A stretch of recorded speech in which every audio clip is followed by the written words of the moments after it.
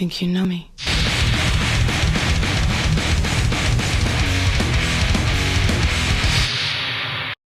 Vous l'avez tous compris, aujourd'hui on va parler de Adam Copeland, plus connu sous le nom de Edge à WWE.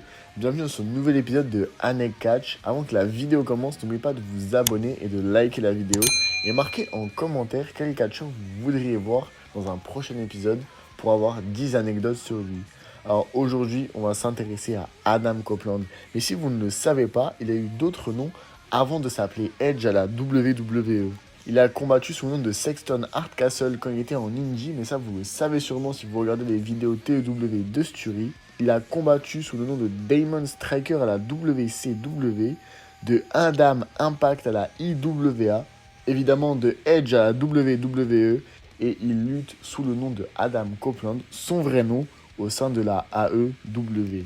Mais alors comment Adam Copeland a décidé de choisir le nom de Edge comme son nom de ring? Eh bien en réalité il conduisait à New York et il est tombé sur une station de radio nommée Edge, ce qui lui a rappelé une station de rock alternatif qu'il écoutait à Toronto durant sa jeunesse qui s'appelait Edge 102.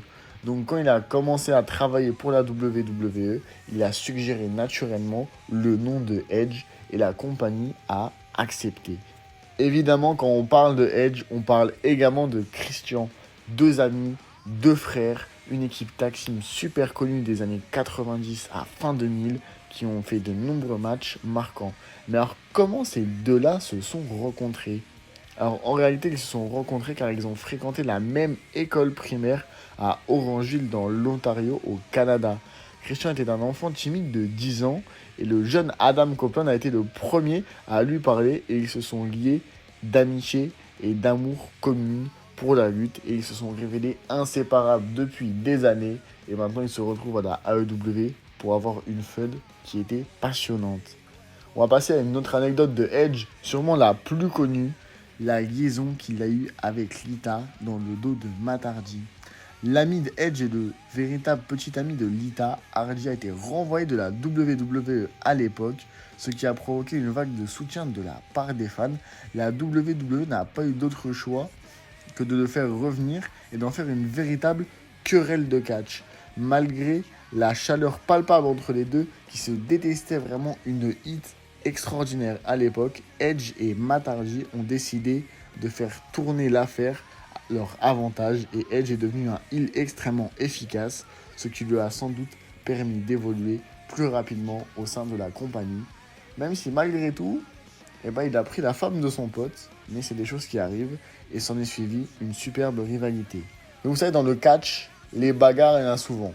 Et Edge n'y fait pas exception dans les coulisses.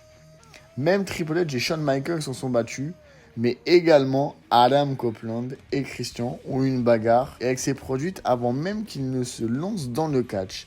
À l'université, les deux hommes colocataires avec d'autres gars organisent des tournois où ils jouent au jeu de hockey NHL 94. Copeland a réussi à remporter une grande victoire sur Christian, qui était vraiment mauvais perdant, et ils ont entamé leur seule vraie bagarre en renversant une table de billard au passage.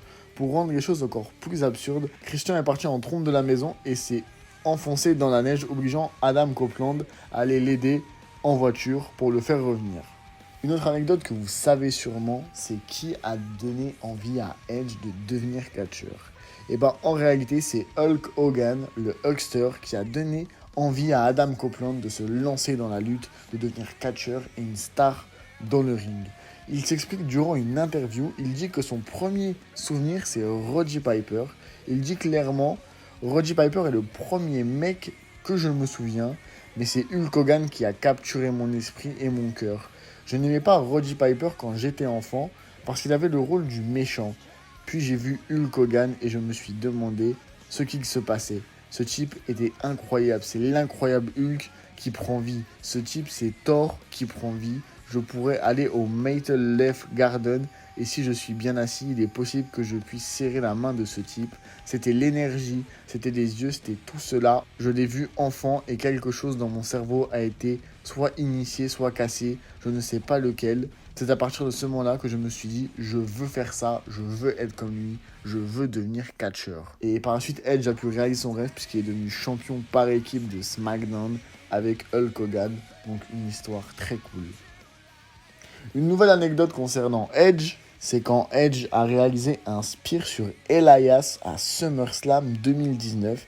C'est la première fois que Edge avait un contact physique à la télévision depuis sa retraite des rings et il n'avait prévenu personne, ni sa femme, ni ses amis, ni plusieurs personnes en coulisses pour que la surprise soit totale. Et à l'époque, tout le monde s'en rappelle, voir Edge impliqué dans un contact physique, ça nous laissait présager un futur retour qui a eu lieu quelque peu de temps après, pour le plus grand plaisir de tout le monde. Une nouvelle anecdote concernant Edge et les coulisses. JBL a la réputation d'être la plus grande brute des vestiaires de la WWE.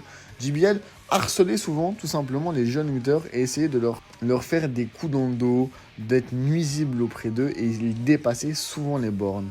C'est Mr. Kennedy qui a révélé une anecdote de Paul Heyman qui a montré que JBL était une brute typique. Edge a tenu tête à Bradshaw après plusieurs commentaires grossiers dans un bus de tournée de la WWE. JBL a complètement reculé et a prétendu qu'il plaisantait lorsque Edge l'a défié. JBL s'est tout simplement défilé. Une nouvelle anecdote qui concerne Edge et Christian. Edge et Christian, ils ont eu souvent des altercations, des petits problèmes dans les coulisses.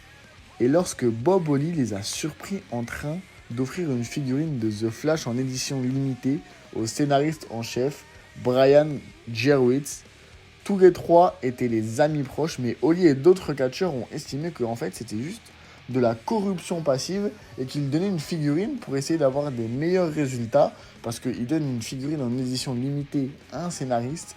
Les autres catcheurs ont trouvé ça bizarre.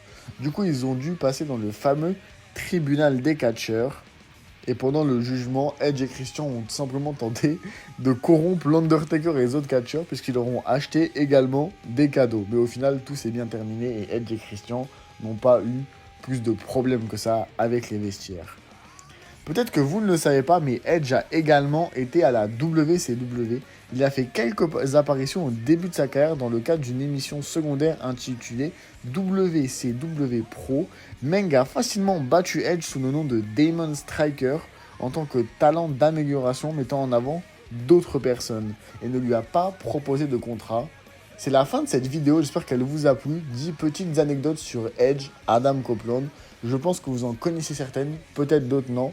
Marquez-le dans les commentaires. On se retrouve bientôt pour une prochaine vidéo. Comme je l'ai dit en début, si vous avez des catcheurs que vous voulez voir, marquez-le également dans les commentaires. Restez forts. Tchuss!